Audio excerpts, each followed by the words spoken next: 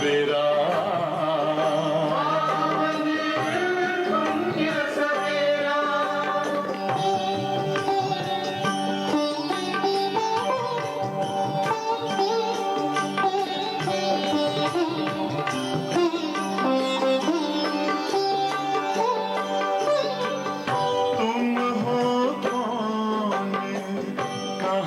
से आए अपने आप को जानो राजयोग के द्वारा अपना परम पिता पहचानो इसी राजपथ पर चलकर पालो अपना बसेरा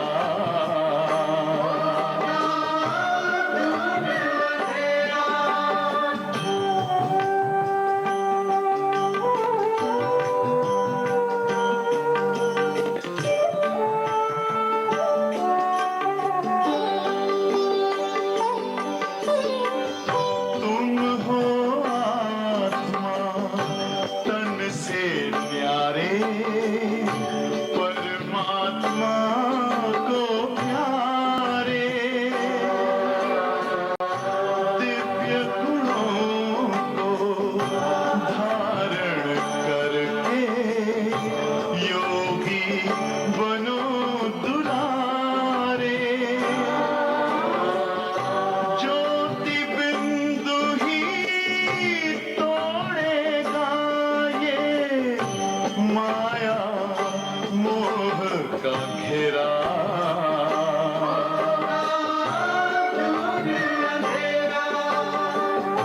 अंतर मन में ज्योति जगा लो होगा दूर अंधेरा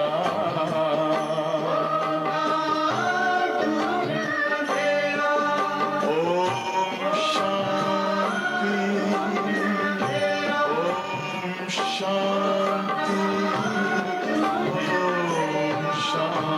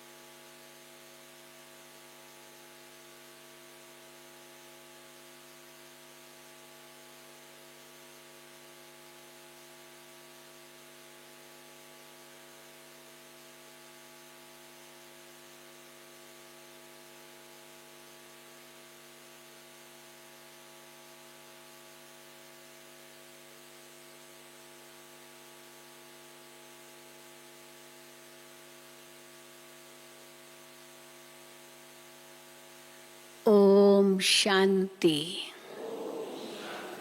ओम शांति।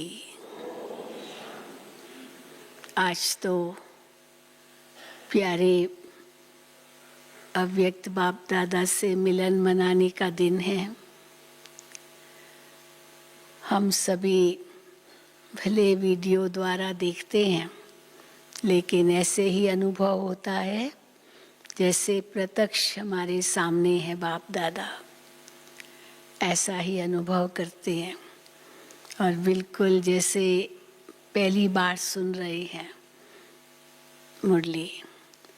तो ऐसा ही अनुभव हम चाहे रिवाइज कर रहे हैं तो भी अनुभव ऐसा होता है। ये भी बाबा की कमाल है। लेकिन इससे ज़रूर ये सिद्ध होता है कि अंत बहुत नज़दीक है, अब बहुत समय नहीं है क्योंकि भगवान ने यह इतना बड़ा यज्ञ रचा है और इस यज्ञ में सारे और यज्ञ सब स्वाहा हो जाएंगे। यज्ञ क्यों करते हैं? कोई आफत आती है, कोई विघ्न आता है, कोई ऐसी आफत आती है तो यज्ञ रचते हैं। तो अंत में भगवान आकर के सबसे बड़ा यज्ञ रचते हैं, जिससे क्या होगा, सारी आफतें, सारे विघ्न, सब कुछ जो भी त्रासदियां हैं सब समाप्त हो जाएगी और फिर से एक नया विश्व आएगा। फिर दूसरी बात बाबा कहते हैं, मैं ये ईश्वरीय ज्ञान जो देता हूँ ये सर्वोत्तम ज्ञान है और इस ज्ञान को सुनने के बाद और कहीं भी कोई भी और बातें सुनने की ज़रूरत ही नहीं है, क्योंकि सब कुछ इसमें आ जाता है। यहाँ तक बाबा कहते हैं इंजीनियरिंग भी आ जाती है, हाँ, बैरिस्ट्री भी आ जाती है, सब कुछ इस ज्ञान के अंतर्गत आ जाता है। और तीसरी बात बाबा कहते, जो मैं प्राप्ति कराता हूँ उस जैसी प्राप्ति तो कोई मनुष्य मात्र किसको करा नहीं सकता है, इतनी ऊंची प्राप्ति कराता हूँ। तो जबकि सब कुछ बाबा हमें दे रहे हैं तो फिर और कहाँ बुद्धि जानी नहीं चाहिए। पर अगर जाती है इसका मतलब है अभी तक बाबा को पूरा पहचाना नहीं है। इसलिए बाबा कहते हैं जो निश्चय बुद्धि होंगे वही विजयी बनेंगे। इसलिए बाबा हम बच्चों को बार बार ताकीद करते रहते हैं, बच्चे सेवा करो, सेवा करो। बाबा को पत्र लिखते थे बच्चे, बाबा हमने एग्जीबिशन लगाई, ये किया वो किया, पर बाबा हम बहुत ढूंढते हैं, कोई हॉल नहीं मिलता है, क्योंकि सेंटर्स तो छोटे छोटे थे, कोई हॉल नहीं मिलता है, तो कैसे एग्जीबिशन करें, कहाँ करें। तो आज बाबा ने उसकी भी युक्ति बताई, क्या करो, बहुत बड़ी टेंट ले लो, किराए पर नहीं, खरीद लो और फिर उसको इंश्योर भी करा लो और वहाँ एग्जीबिशन लगाओ, मेले लगाओ, गांव-गांव में भी ले जाओ। अगर गांव में लाइट नहीं है तो कोई बात नहीं, दिन में लगा लो, रात को नहीं है कहीं उस वहाँ तो उस समय तो लाइट कहाँ होती थी गांव-गांव में। तो इसलिए आज बाबा ने वो भी युक्तियाँ बताई है कि सेवा कैसे करो। कोई भी बहाना नहीं दे सकते हैं, बाबा ये नहीं है इसीलिए ये नहीं होता, कोई बहाना नहीं दे सकते। तो आज बाबा ने बहुत सारी सेवा की भी युक्तियाँ बताई है और साथ साथ ये नशा भी चढ़ाया है कि कैसे भगवान जो हमें देते हैं वो सबसे ऊंचा है। तो सुनेंगे बाबा के महावाक्य। और नीचे से ये खुशखबरी आई है कि आज जो बाबा की मुरली चलेगी उसमें मधुबन निवासी अगर चाहें तो नीचे जा सकते हैं। आज छुट्टी मिली है, खास समर्पित भाई बहनों को, चाहे हॉस्पिटल के चाहे मधुबन के जो भी समर्पित है वो नीचे जा सकते हैं। अभी कहाँ कैसे बसें मिलेगी वो अभी सूचना देंगे, लेकिन आज छुट्टी है जाने की। आज आबू निवासियों बीके कॉलोनी वालों को ही बुलाया है, क्योंकि बेचारे उनको भी अंदर आने की छुट्टी नहीं देते थे, वो मनमोहिनी वन में सुनते थे, तो इसीलिए सब अपनी अपनी जगह देखते थे, सुनते थे। लेकिन आज उनको मौका दिया है कि आकर के डायमंड हॉल में सुन सकते हैं। तो समर्पित, बाकी नहीं, बाकी तो यहाँ ही देखेंगे 5 बजे से। ओम शांति। फिर से ओम शांति। आज 23/10/2021 है। मीठे बच्चे, रावण की मत पर कोई भी विकर्म मत करो, पतितों को पावन बनाने का रास्ता बताओ। रावण की मत पर कोई भी विकर्म मत करो, पतितों को पावन बनने का रास्ता बताओ। प्रश्न है, सयाने सेंसिबल बच्चे, जो सयाने समझदार बच्चे हैं, वो कौन सा पुरुषार्थ करते हुए एक श्रीमत का ध्यान अवश्य रखेंगे? समझदार बच्चे, सेंसिबल सयाने बच्चे तो पुरुषार्थ तो करेंगे ही, लेकिन कौन सी एक श्रीमत का ध्यान अवश्य रखेंगे? उत्तर, सेंसिबल बच्चे ऊंच पद पाने के लिए निरंतर याद में रहने का पुरुषार्थ करते हुए सदैव इस श्रीमत का ध्यान रखेंगे कि हमको निमित्त बन अनेक आत्माओं का कल्याण करना है। अपने लिए तो कर ही रहे हैं पुरुषार्थ, समझदार हैं, लेकिन अनेक आत्माओं का कल्याण भी करना है। जो बहुतों का कल्याण करते हैं उनका कल्याण स्वतः ही हो जाता है। औरों के कल्याण में स्वतः का भी कल्याण हो जाता है, लेकिन अटेंशन तो रखना ही पड़ेगा। गीत है, तकदीर जगाकर आई हूँ। ओम शांति। बच्चों की बुद्धि में अभी नई दुनिया और पुरानी दुनिया दोनों है, क्योंकि बच्चे जानते हैं पुरानी दुनिया का विनाश अभी होने वाला है।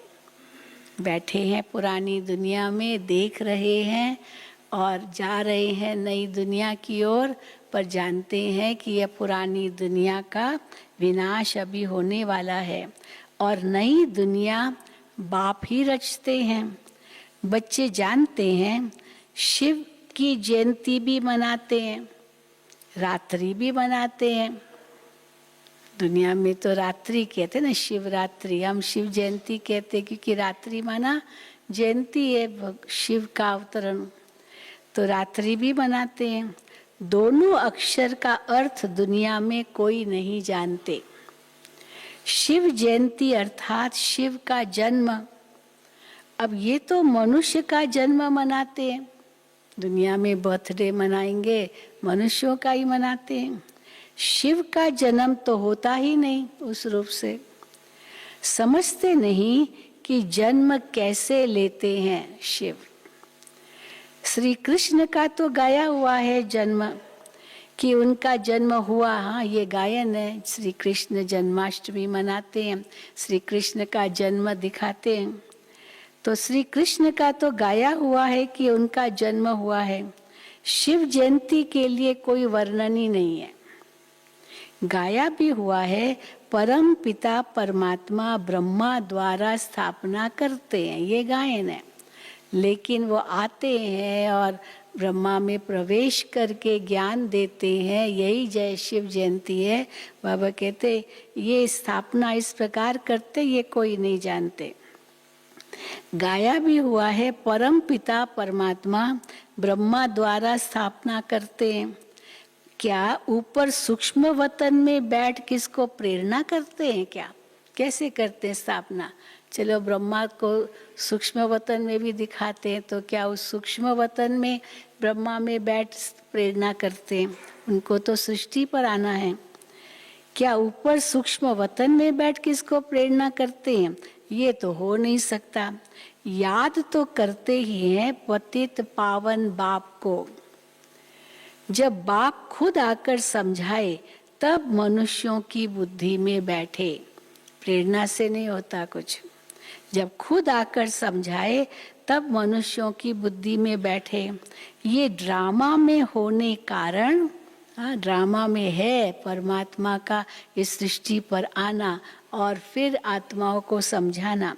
ये ड्रामा में होने कारण बाप को आना ही है संगम पर। तुम बच्चे जानते हो अब बाप आया हुआ है, परंतु अभी तक ऐसा कोई मुश्किल ही समझते हैं। उनको कहो भी ना कि परमात्मा आया हुआ, पर समझते नहीं है, मुश्किल समझते हैं। ये ओपिनियन में कोई लिखते नहीं है कि बरोबर परमात्मा ब्रह्मा द्वारा भारत को फिर से श्रेष्ठाचारी सतयुगी दुनिया बना रही है। अगर समझे तो वो ओपिनियन में लिखे, वैसे तो नहीं लिखते हैं। आप लोग बहुत अच्छा समझाते हो, समाज की सेवा अच्छी कर रहे हो आदि आदि, लेकिन ये परमात्मा नई दुनिया की स्थापना करने लिए आए हैं, सतयुगी दुनिया बना रहे, ये कोई नहीं लिखता। यथार्थ रीति कोई समझते नहीं है कि बाप आया हुआ है, स्वर्ग की राजाई का वर्षा दे रहा है, ये तो ऐसे तो कोई भी नहीं समझते।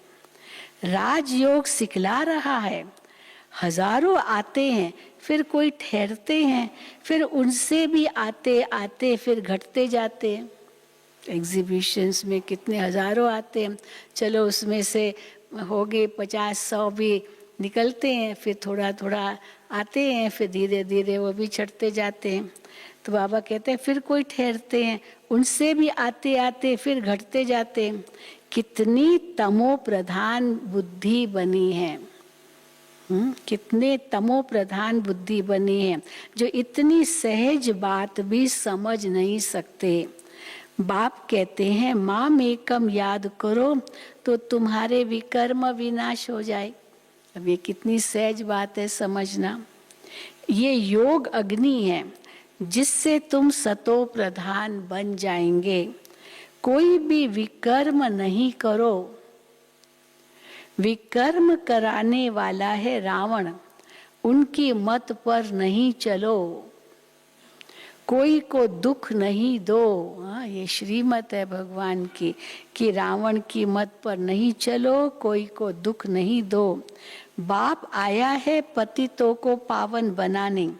बाबा कहते हैं तुम्हारा भी यही धंधा है, जो बाप का धंधा वो बच्चों का धंधा, पतितों को पावन बनाने का धंधा।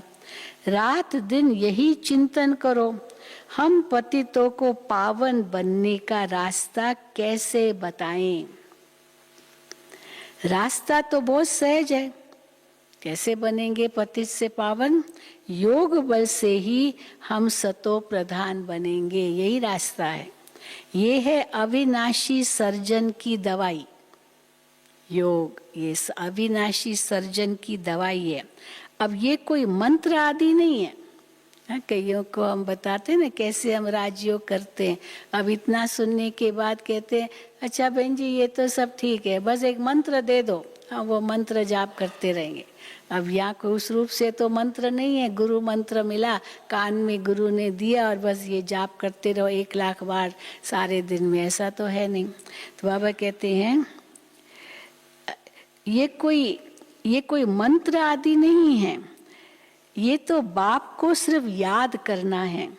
कितना क्लियर समझाते हैं, कल्प कल्प ये समझाया था।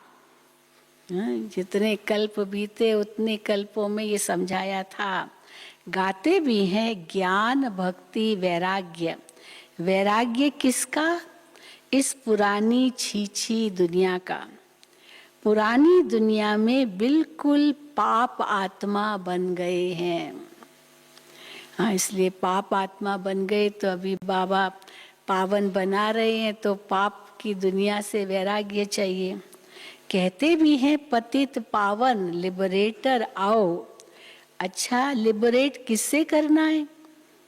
मुक्तिदाता आओ मुक्त करो, पर किससे मुक्त करना है?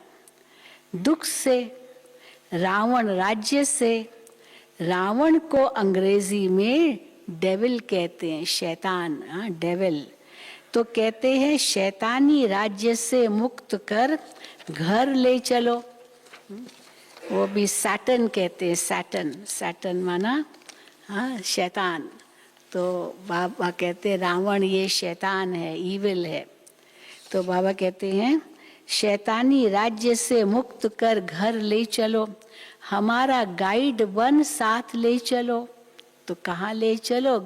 घर ले चलो गाइड बन। जैसे बाबा मिसाल देते हैं, जैसे कोई जेल से छुड़ाए बहुत प्यार से घर में ले जाते हैं।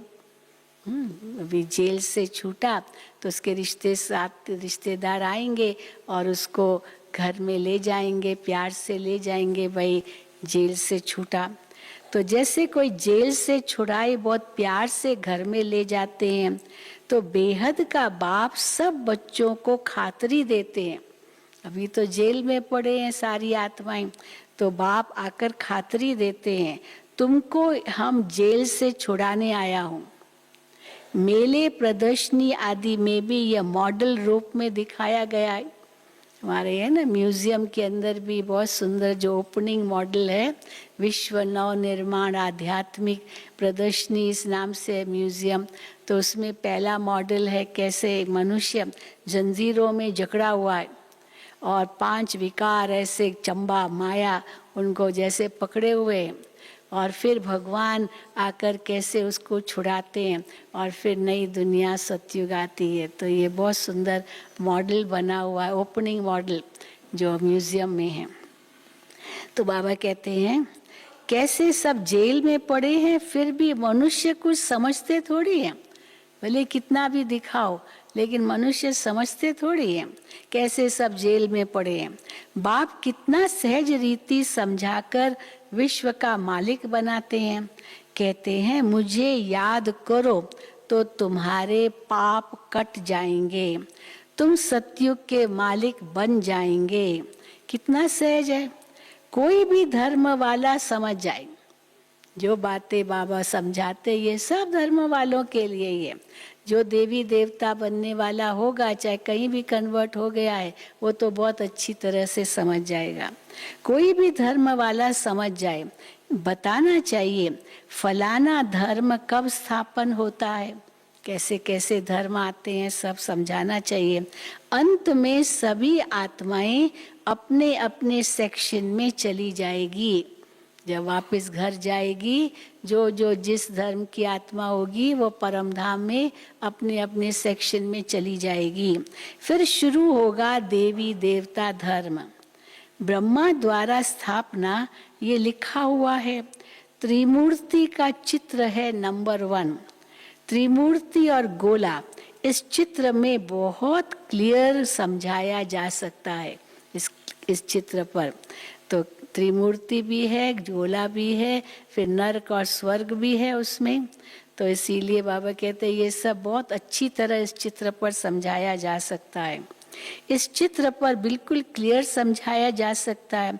ये भी समझाया है, एक है शांति धाम, दूसरा है सुख धाम और ये है दुख धाम। इस दुख धाम से चाहिए अभी वैराग्य। अब भक्ति की रात पूरी हुई, सतयुग त्रेता का दिन शुरू होता है। तो बाप कहते हैं अब पुरानी दुनिया खत्म होनी है, इसलिए क्या करो, इसलिए इससे वैराग्य चाहिए। वो है हद का वैराग्य और ये है बेहद का वैराग्य। हाँ? कोई चीज खत्म होनी होती है तो उससे मोह हट जाता है ना। अब कोई व्यक्ति भी बिल्कुल मरनासन है, होपलेस केस, बस 2 घंटे का मेहमान है, 4 घंटे का मेहमान है, तो धीरे धीरे जिनका बहुत मोह होगा उसमें, वो धीरे धीरे हटता जाता है, पता है अब ये जाने वाला है। तो बाबा कहते हैं इसलिए इससे वैराग्य चाहिए। वो है हद का वैराग्य, ये है बेहद का वैराग्य। वो सन्यासी आदि कोई नई दुनिया नहीं रचते हैं, वैराग्य जरूर करते, दुनिया से दूर चले जाते जंगलों में, खैर अभी तो नहीं, लेकिन सन्यासी का मतलब ही ये है। तो परंतु वो कोई नई दुनिया नहीं रचते हैं, ये तो क्रिएटर बाप ही रचते हैं, रचयिता तो बाप है ना। वो सन्यासी आदि कोई नई दुनिया नहीं रचते हैं, क्रिएटर तो एक बाप है ना। उनको कहा ही जाता है हेवनली गॉड फादर, हेवन स्थापन करने वाला। दूसरा कोई तो नहीं करेगा हेवन की स्थापना, स्वर्ग की स्थापना, वही हेवनली गॉड फादर ही करेगा। पढ़ाई है सतयुगी राजधानी प्राप्त करने के लिए।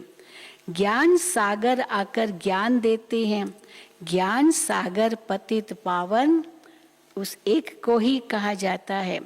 अच्छा, वो ज्ञान सागर है तो काहे का ज्ञान है उनमें? अब ज्ञान का सागर कहते परमात्मा, तो काहे का ज्ञान है उनमें? क्या बैरिस्टरी सर्जरी का ज्ञान है? कौन सा ज्ञान है उनमें? परमात्मा को तो सृष्टि के आदि मध्य अंत की नॉलेज है, ये ज्ञान है। सृष्टि के आदि मध्य अंत की नॉलेज, और इस सृष्टि के आदि मध्य अंत के ज्ञान में बाबा कहते हैं सब नॉलेज आ जाती है, सारी नॉलेज इसमें आ जाती है। परमात्मा, हाँ, इसमें सब नॉलेज आ जाती है। बैरिस्ट्री, इंजीनियरिंग आदि सब का मूल मक्खन है गॉडली नॉलेज। ये मूल मक्खन है। सारे जितने भी सब्जेक्ट्स है ना, ये जो भी है, चाहे इतिहास लो, भूगोल लो, मैथमेटिक्स लो, जो भी लो, सब का बाबा कहते हैं ये ईश्वरीय नॉलेज मूल मक्खन है। वो जिस्मानी नॉलेज पढ़ना, इंजीनियर आदि बनना कोई बड़ी बात नहीं है। क्यों बाबा कहते हैं? क्योंकि सतयुग में तो आपको ऐसे मिल जाएंगे इंजीनियर जो आपके लिए महल बना देंगे। तो यहाँ से ज्ञान लेंगे तो ज्ञान जो लेंगे उसके आधार से वहाँ महल बनाएंगे।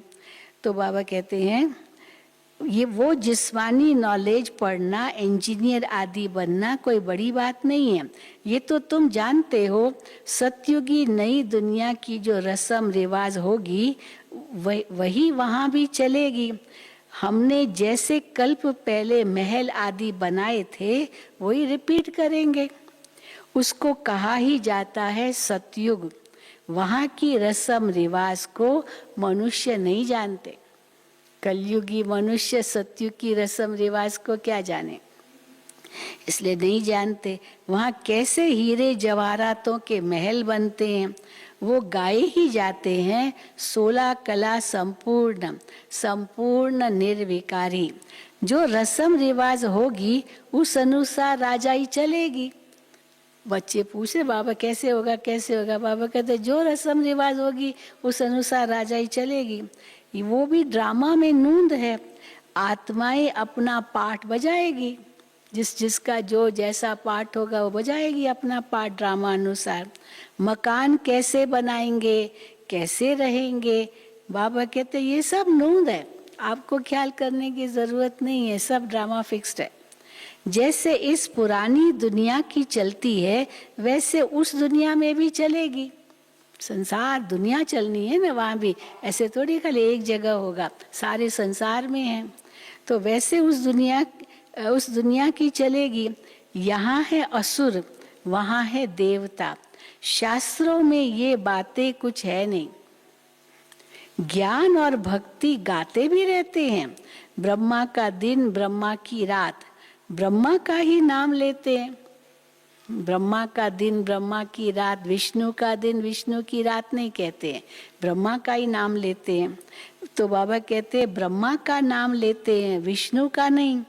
ब्रह्मा ही विष्णु हो जाते हैं, तो दोनों की ना, आत्मा तो वही है, ब्रह्मा सो विष्णु। वही विष्णु दिन में है, फिर रात में ब्रह्मा है, लेकिन गायन ब्रह्मा का दिन, ब्रह्मा की रात है। ब्रह्मा ही विष्णु हो जाते हैं। ब्रह्मा सरस्वती विष्णु के दो रूप लक्ष्मी नारायण हैं। इसलिए बाबा ने समझाया है कि लक्ष्मी नारायण ही 84 जन्मों बाद ये बनते हैं, ब्रह्मा सरस्वती बनते हैं। राजयोग की तपस्या करते ही यहाँ हैं।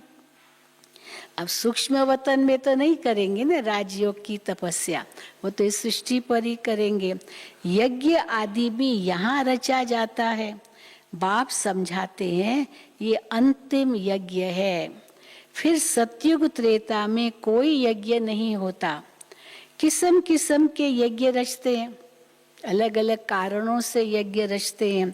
बरसात नहीं हुई तो यज्ञ रचेंगे, कोई भी दुख आता है तो यज्ञ रचते हैं। समझते हैं यज्ञ से दुख टल जाएंगे। अब ये तो सबसे बड़ा यज्ञ है, सारी विघ्न सब टल जाएंगे। सतयुग त्रेता में कोई विघ्न नहीं होगा। समझते हैं यज्ञ से दुख टल जाएंगे। अब ये तो सबसे बड़ा यज्ञ है, जिस ज्ञान यज्ञ से क्या होगा, सारी सृष्टि के दुख टल जाएंगे, खत्म हो जाएंगे। ये है क्या है पूरा नाम इस यज्ञ का? राजस्व अश्वमेध अविनाशी रुद्र गीता ज्ञान यज्ञ। सारा पूरा याद रखना चाहिए, एक एक शब्द का अर्थ है। राजस्व स्वराज्य के लिए, अश्वमेध मेध माना फास्ट, तेज चलने वाला, तो तेज घोड़े, और अब अश्वमेध अविनाशी रुद्र गीता ज्ञान यज्ञ, सब इसमें स्वाहा हो जाएंगे। कितनी अच्छी रीति समझाया जाता है। अब बाबा ने सेवा, आगे अभी सेवा की पॉइंट्स सुनाइए। दिल्ली में मंडप बनाए मेला किया है। उस समय कोई, क्योंकि हॉल नहीं मिल रहा था, तो उन्होंने एक टेंट ले लिया, मंडप ले लिया, और उस मंडप में एग्जीबिशन बड़े रूप से सजाई थी। तो बाबा को समाचार लिखा था कि बाबा हॉल नहीं मिल रहा था, तो हम लोगों ने टेंट किराए पर लिया और उसमें एग्जीबिशन लगाई है। तो बाबा समाचार सुना रहे हैं, दिल्ली में मंडप बनाए मेला किया है, ये भी अच्छा है। बाबा को अच्छी लगी ये बात। मंडप बनाने में कोई देरी थोड़ी लगती है। ये जो हॉल के लिए इतना हैरान होना पड़ता है, इससे तो अपना मंडप ले लो, अपनी टेंट ले लो, ऐसे वो बनाओ। छोटे छोटे गांव के लिए तो छोटा मंडप बना लो। गांव आदि में बत्ती आदि न हो तो दिन में भी प्रदर्शनी हो सकती है। अपना ही सामान हो, लोन पर क्यों लेवे, किराए पर क्यों लेवे? हर बार किराया पर लेते रहेंगे, क्या अपना खरीद लो, लोन पर क्यों लेवे? बाप डायरेक्शन दे रहे हैं प्रदर्शनी कमेटी को। बाबा ने कमेटी बनाई थी उस समय, कहाँ वो प्रदर्शनी लेके जाते थे और सब जगह एग्जीबिशन लगाते थे। तो हॉल नहीं मिलता था तो किराए पर मंडप लेते थे। तो प्रदर्शनी कमेटी को बाबा डायरेक्शन दे रहे हैं कि अपना मंडप भी खरीद लो, टेंट भी खरीद लो, और वो वाटर प्रूफ मंडप बना लो।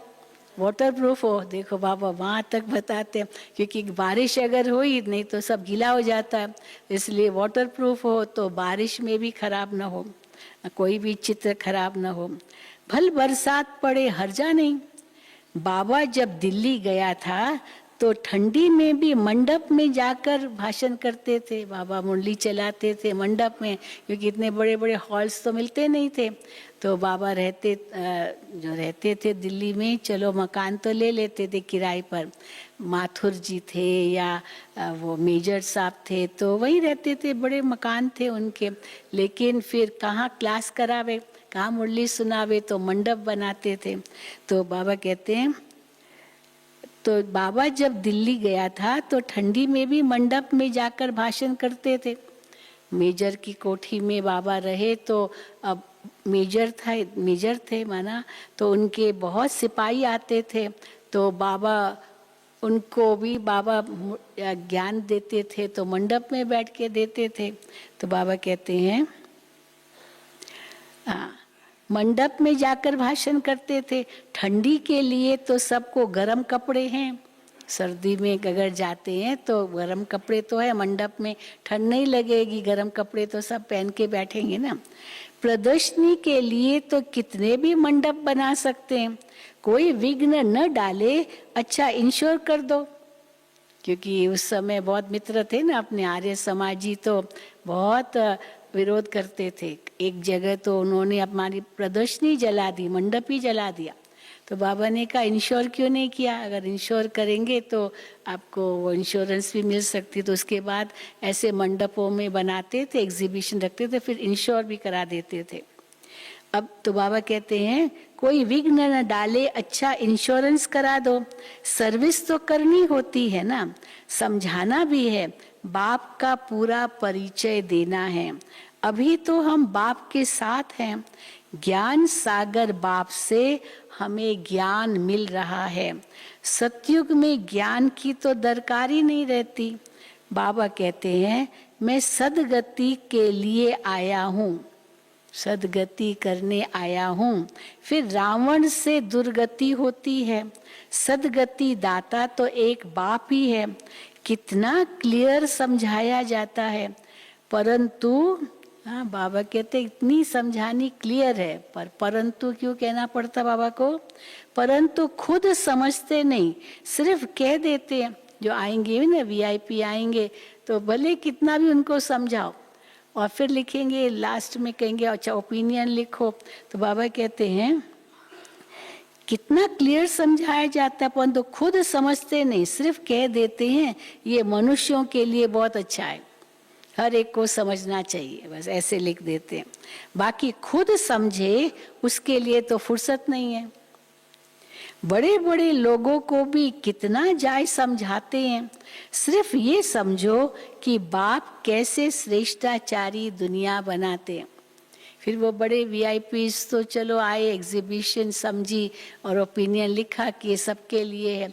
तो फिर हम लोग उनको कहते थे कि आपको भी अगर समझना है तो रोज तो क्लास में वो आएंगे नहीं। तो बहनें कहती थी अच्छा हम आपके पास आएंगे, हम आपको आपके घर में आके ज्ञान देंगे। तो कई निमंत्रण देते थे, ऐसी बात नहीं है कि नहीं देते थे, ज़रूर देते थे। फिर उनके पास जाकर 7 दिन का कोर्स कराते थे। अपने यहाँ जो राजस्थान के गवर्नर डॉक्टर चन्ना रेड्डी थे, उस समय गवर्नर थे, तो उसको वो काफ़ी समय आके रहते थे, गवर्नर हाउस में रहते थे। तो उनको बहुत अच्छा लगता था ये ज्ञान, बहुत अच्छा ज्ञान सुनाते। तो जब वो यहाँ 1 महीना रहे तो उसी ने खुद ही कहा कि बहनें हमारे पास आए और हमको ये पूरा क्लास कराए, योग सिखाए। तो एक बाकायदे कमरा बना लिया गवर्नर हाउस में, यहाँ बाबा का मेडिटेशन रूम बना लिया और वहाँ बैठ करके उनको ज्ञान देती थी। हम भी गए थे, उषा बहन भी जाती थी, तो जैसे उनको क्लास कराते थे। तो बाबा देखो कहते हैं, तो कोई अगर नहीं समझेंगे तो हम उनके पास भी जाते थे समझाने के लिए। तो बाबा कहते हैं बाकी खुद समझे उसके लिए फुर्सत नहीं। बड़े बड़े लोगों को भी कितना जायज समझाते हैं, सिर्फ ये समझो कि बाप कैसे श्रेष्ठाचारी दुनिया बनाते हैं। श्रेष्ठाचारी बनाना ये बाप का काम है, तब तो बाप को पुकारते हैं। पुकारना सिद्ध करता है कि वो बनना चाहते हैं श्रेष्ठाचारी। गाते भी रहते हैं दुख हरो सुख दो, ये भी समझते हैं बाप आएगा तो हम बलिहार जाएंगे, श्रीमत पर एक्यूरेट चलेंगे। फिर भी बाप की श्रीमत पर चलते नहीं। मनुष्यों को तो ये पता ही नहीं कि भगवान क्या चीज है। हाँ, क्यों नहीं पता, कैसे समझेंगे कि भगवान क्या चीज है? जब उनको कहो ना भगवान कहाँ है क्या है, कहेंगे वो तो सब जगह है। अब सब जगह कह दिया माना सचमुच उनको पता ही नहीं कि भगवान कहाँ है या क्या है। भगवान सर्वव्यापी कह देते हैं। अरे पतित पावन भगवान तो एक है ना, वो सर्वव्यापी कैसे होगा? फिर तो सब भगवान कहलाए। भगवान कोई छोटा बड़ा थोड़ी होता है। प्रदर्शनी में ये भी दिखाया, उस समय एग्जीबिशन में ये चित्र बनाए थे, अभी भी है चित्रों में, कि कोई मांस खाता है तो क्या भगवान मांस खाता है? कोई आपस में लड़ते हैं, एक दो को मारते हैं, एक दो का खून करते हैं, तो क्या भगवान खून करेगा? ना, ये भगवान का काम होता है क्या? तो कोई मांस खाते हैं, कोई लड़ते हैं, आदि आदि, क्या ये सब भगवान करते हैं? उस समय मनुष्य खुश होकर चले जाते हैं सुनकर कि हाँ बहुत अच्छा सुनाया, बहुत अच्छा सुनाया। बाहर गए, फिर वहाँ की वहाँ ही रही। सिर्फ प्रजा बनती है एग्जीबिशन से, जब तक वो पूरा समझे नहीं, सेंटर पर आए नहीं, तब तक प्रजा बनती है। अभी भी देखो ऑनलाइन कितना सुनते हैं, बहुत सुनते हैं। कहीं अभी कल भी एक आया, पत्नी तो ज्ञान में चलती है, पति नहीं चलता ज्ञान में, ले आए उनको। अच्छा, बहुत अच्छा। तो हमने कहा आप क्यों नहीं जाते सेंटर पर? कहते हैं मैं ऑनलाइन तो सुनता ही हूँ ना आपका। ऑनलाइन सुनता हूँ। अच्छा भाई सेंटर पर जाओ। हाँ जाएंगे, पर ऑनलाइन में सबको सुनता हूँ, सबका सुनता हूँ, आपका भी सुनता हूँ, उनका भी सुनता हूँ, उनका भी, सबके नाम भी बताने लगा। तो ये तो अच्छी बात है, पर सेंटर पर जाना नहीं। हाँ जाएंगे, बस ऐसा ही कहते हैं। तो बाबा कहते हैं इसलिए बाबा कहते वो प्रजा बन जाएगी। प्रजा तो बनती है ना, ऑनलाइन वाले भी बहुत प्रजा बन रहे हैं। तो बाबा कहते हैं बाहर गए, फिर वहां की वहां रही। राजा बनने के लिए तो कितना माथा मारते हैं, हाथ तो सब उठाते हैं। बाबा के बच्चे भी हाथ उठाते हैं, राजा बनेंगे, लक्ष्मी नारायण बनेंगे। फिर 5-7 रोज के बाद देखो तो है ही नहीं, कहाँ लक्ष्मी नारायण बनूंगा, ये हाथ उठाया बाबा के आगे और 5-7 दिन के बाद ओम शांति हो गई। माया कितनी जबरदस्त है, झट फंसा देती है। राजधानी स्थापन करना कितना डिफिकल्ट है। क्यों बाबा ऐसे कहते हैं? देखो बाबा कंट्रास्ट बताते हैं, धर्म स्थापन करने में डिफिकल्टी नहीं है। जो धर्म पिताएं आए, उन्होंने आकर के धर्म स्थापन किया अपना अपना, उनको इतनी डिफिकल्टी नहीं लगी धर्म स्थापन करने में, जल्दी जल्दी हो गया, क्योंकि उनकी आत्माएं तो परम धाम से नीचे उतरती आई, तो सहज धर्म की स्थापना हुई। लेकिन राजाई तो उन्होंने नहीं स्थापन किया। राजाई के लिए तो फिर पद चाहिए, फिर उसके लिए पुरुषार्थ चाहिए, बहुत कुछ चाहिए, इसलिए धर्म की स्थापना की खत्म। पर यहाँ तो धर्म के साथ राजाई भी स्थापन हो रही है, इसलिए मेहनत लगती है। तो बाबा कहते हैं राजधानी स्थापन करना कितना डिफिकल्ट है, धर्म स्थापन करने में डिफिकल्टी नहीं है। वहाँ उस धर्म स्थापना में कोई असुरों के विघ्न थोड़ी पड़ते हैं। नहीं, मठ पंथ कितने स्थापन हो जाते जल्दी जल्दी जल्दी, कोई माया के विघ्नों की तो बात ही नहीं है। यहाँ बच्चे कहते, मान लो विघ्न कैसे पड़ता है, बच्चे कहते हम शादी नहीं करेंगे, तो बाप कहता है शादी तो जरूर करनी है, शादी बिगड़ दुनिया कैसे चलेगी, ये तो आदि से चला आया, कैसे तुम शादी नहीं करोगे? अरे शादी न करना तो अच्छा है ना। क्यों बाबा कहते शादी न करना अच्छा है? शादी नहीं करेंगे तो बच्चे भी नहीं होंगे, तो इसीलिए अभी तो चाहिए ही नहीं, जनसंख्या इतनी बढ़ गई है, क्या भविष्य देंगे बच्चों को? हाँ, अभी भले कितना भी पढ़ाई कर लेते, फिर नौकरी की चिंता, नौकरी नहीं है। तो बाबा कहते अच्छा है, शादी नहीं करेंगे तो बच्चे भी नहीं होंगे, बर्थ कंट्रोल हो जाएगा। उस समय बर्थ कंट्रोल के लिए भी बहुत कुछ गवर्नमेंट करती थी, बर्थ कंट्रोल हो जाएगा। बाप समझाते हैं अब जो करेगा सो पाएगा, आगे चलकर बहुत जल्दी जल्दी बनेंगे। तुम बच्चे जानते हो जैसे कल्प पहले स्थापना हुई थी वैसे ही होगी। जो दिन बीता, अब सुनो ये बेरी गहरी बात, जो दिन बीता वो कल्प पहले माफिक बीता। इसलिए जब रात को सोते हो तो बाबा कहते ख्याल चलता है, रात को सोते समय ख्याल चलता है आज सारा दिन जो पास हुआ वो ड्रामा अनुसार, फिर कल जो होना होगा सो ड्रामा अनुसार। इसलिए कहते हैं रात गई बात गई, अगले दिन वो पिछले दिन की बातें याद मत करो, रात गई बात गई। तो कल जो होगा सो ड्रामा अनुसार होगा, आज जो हुआ वो ड्रामा अनुसार हो गया। सिवाय तुम्हारे और किसको भी ये पता नहीं कि ये ड्रामा है, उसका आदि मध्य अंत क्या है कुछ पता नहीं। तुमको मालूम है तुम पुरुषार्थ करते हो और तो सब घोर अंधियारे में है। जो कुछ पाठ चलता है वो ड्रामा अनुसार। आज यहाँ बैठे हो, अच्छा कल बीमार हो जाते, वो भी कहेंगे ड्रामा अनुसार भोगना भोगनी है। कल्प ऐसे ही होगा, ड्रामा बुद्धि में है, इसीलिए कोई फिक्रात नहीं होती। विघ्न पड़ते हैं, काम में देरी पड़ती है, समझते हैं कल्प देरी पड़ी होगी, चिंता क्यों करे, जैसे कल पहले हुआ था हो जाएगा। बाकी हाँ मेहनत तो करनी है, छोड़ना तो नहीं है। समझते कल्प देरी पड़ी होगी, आसार ऐसे मालूम पड़ते हैं कि भाई अभी देरी है, अभी समय लगेगा, चलो कोई बात नहीं, कल्प पहले भी ऐसे हुआ था। ऊंच पद पाने के लिए पुरुषार्थ भी बहुत करना है, वो नहीं छोड़ना है ड्रामा पर। पिछले कल्प में ऊंच पद पाया होगा तो इस बार भी पाएंगे, नहीं, उसके लिए पुरुषार्थ करना है। लेकिन कोई ऐसी बात हुई और नहीं आगे बढ़ रहा है, कोई बात नहीं, ड्रामा में ये विघ्न है, हो जाएगा ठीक। तो उसमें उसके लिए ड्रामा से आथत मिलती है। पर ऊंच पद पाने के लिए तो पुरुषार्थ बहुत करना है। देखना है कि हम ऊपर चढ़ रहे हैं, ये अपने आप को देखना, ऊपर चढ़ रहे हैं, बाबा की सर्विस करते हैं या एक जगह पर ही खड़े हैं। हम कोई का कल्याण करते हैं, बहुतों का कल्याण करेंगे तो हमारा भी कल्याण होगा। इम्तिहान जब पूरा हो जाएगा फिर सब मालूम पड़ जाएगा कि हम ये पद पाएंगे। अभी तो पुरुषार्थी है, कल्प कल्प की बाजी है, फिर जो होगा वो रिजल्ट आउट होगी, फिर कहेंगे कल्प कल्प यही रिजल्ट। इसीलिए कल्प कल्पांतर की बाजी है।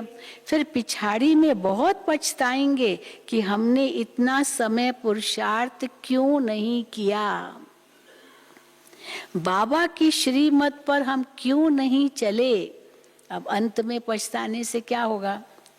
बाबा सिर्फ कहते हैं मन मना भव बस, कितने प्यार से कहते हैं बाबा, बच्चे मुझे याद करो, औरों को भी रास्ता बताने की सर्विस करो। तो क्यों नहीं पुरुषार्थ कर ऊंच पद पाना चाहिए। उनको कहेंगे, हाँ, जो पुरुषार्थ कर ऊंच पद पाने के लिए आगे बढ़ते हैं, उनको क्या कहेंगे, उनको कहेंगे सयाने सेंसिबल बच्चे, सयाने समझदार बच्चे। पढ़ाने वाला भी समझते हैं कि ये श्रीमत पर नहीं चलते हैं, किसका कल्याण नहीं करते हैं, तो जरूर पद भी कम मिलेगा। जितना बहुतों को रास्ता बताएंगे उतना ऊंच पद पाएंगे। अपने लिए सर्विस करनी है, जो सेवा कर रहे हैं वो आप ही ऊंच पद पाओगे, इसलिए सेवा कर रहे हैं। अपने लिए सर्विस करनी है, जो करेगा सो पाएगा। तो पुरुषार्थ करना चाहिए, हम क्यों नहीं ऐसी सर्विस करें। कहाँ प्रदर्शनी होती है तो वहाँ हाफ पे पर भी जाकर सर्विस करते हैं। कई बच्चे अभी नौकरी से छुट्टी नहीं मिल रही है, चलो आधा दिन करेंगे, आधा दिन नौकरी करेंगे, आधा दिन सेवा करेंगे, हाफ पे ले लेंगे। कोई तो फुल पे भी छोड़कर सर्विस करते हैं। इतने दिन कोई बात नहीं, तनख्वाह नहीं मिली, हर्जा नहीं, मुझे बाबा की सेवा करनी है। कोई तो फुल पे भी छोड़कर, तनख्वाह छोड़कर सर्विस करते हैं। बाबा कहते हैं बाल बच्चों के लिए भी कुछ चाहिए तो भेज दे। अब वो सेवा पर गया तो इतने दिन उनको तनख्वाह नहीं मिलेगी ना जॉब की, तो बाबा कहते थे अच्छा कोई बात नहीं, बाबा भेज देंगे। तो उनके परिवार वालों को बाबा कैसे भेजते थे। शरीर निर्वाह तो चाहे 1000 से करें चाहे 10 रुपए से करें, उस समय 10 रुपया भी बहुत बड़ी चीज थी, तो चाहे 1000 से करें चाहे 10 रुपए से करें। पैसा कोई के पास बहुत है तो लाखों रुपया भी खर्चा होता है ना। कोई बड़े ऐसे होटल में गए तो एक चाय पर भी 1 लाख रुपया खर्च कर देंगे चाय लेने के लिए। देखो पता नहीं, जिनको पैसा लुटाना है वो तो कैसे भी लुटा लेंगे। पैसा कोई के पास बहुत है तो लाखों रुपया भी खर्चा होता है। बाबा तो कहते हैं भल तुम घास काटते हो, यही काम करते हो, घास काटने का माली होते हैं ना, घास काटते हो, सिर्फ बाप को याद करो तो 21 जन्मों के लिए स्वर्ग का मालिक बन जाएंगे। देखो बाबा कितना नशा चढ़ाते हैं। अच्छा मीठे मीठे सिकील दे बच्चों प्रति माता पिता बाप दादा का याद प्यार और गुड मॉर्निंग। रूहानी बाप की रूहानी बच्चों को नमस्ते। हम रूहानी बच्चों की रूहानी बाप दादा को याद प्यार गुड मॉर्निंग और नमस्ते। धारणा के लिए मुख्य सार, पहला, सब फिक्रातों से छूटने के लिए, सब फिक्रातों से छूटने के लिए ड्रामा को बुद्धि में यथार्थ रीति रखना है। यथार्थ, उल्टा नहीं चलाना है ड्रामा का ज्ञान, यथार्थ रीति बुद्धि में ड्रामा को रखना है। जो बीता कल्प पहले माफिक, बीती बात को ड्रामा को, जो आने वाला है वो ड्रामा कह के उसको टालो मत। जो बीता कल्प पहले माफिक। दूसरा, रात दिन यही चिंतन करना है कि हम पतितों को पावन बनाने का रास्ता कैसे बताएं। श्रीमत पर अपना और दूसरों का कल्याण करना है।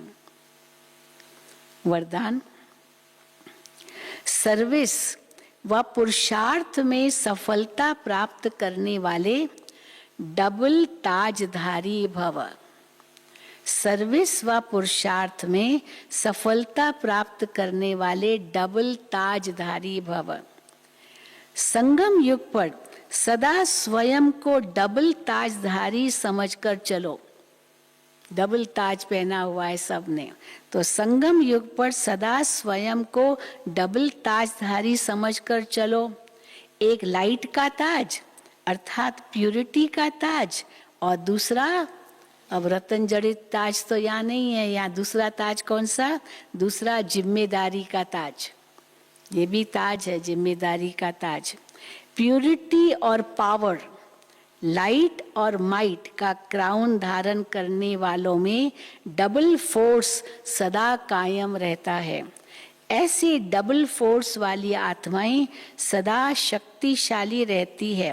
उन्हें सर्विस व पुरुषार्थ में भी सदा सफलता प्राप्त होती रहती है। स्लोगन, दिव्य गुणों के आधार पर मन, वचन और कर्म करना ही दिव्यता है। किसको दिव्यता कहेंगे? दिव्य गुणों के आधार पर मन, वचन और कर्म करना ही दिव्यता है। अच्छा, ओम शांति, ओम शांति। तो जैसे बताया कि